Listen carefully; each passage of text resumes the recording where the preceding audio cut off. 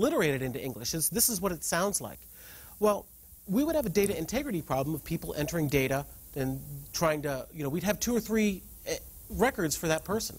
So we had this notion of, one real object for that person, and multiple names that we would have in many different languages. So, we'd have the 3 different spellings of Osama bin Laden. It actually ran deeper than that, too. It was not just based on names, but like any false ID cards. They had like national ID cards, social security, all of that type of thing that would go to make up an identity.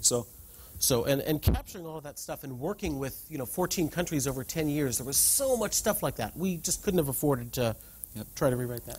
Yeah, and of course, if anyone's familiar with Joel on software, that's one of his things that he says you should never do. And he gives a case example of Netscape making the decision to rewrite everything, and that's what contributed to the demise of their browser in the end.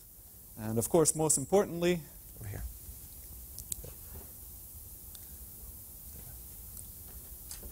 I believe Rich this morning said never, ever, ever do a big rewrite. So we had some choices to make if we wanted to go with Rails.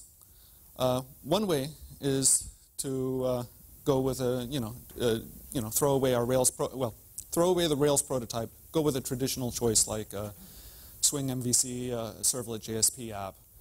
And we weren't really enthused for that. Number one, we would see it as being sort of slow development.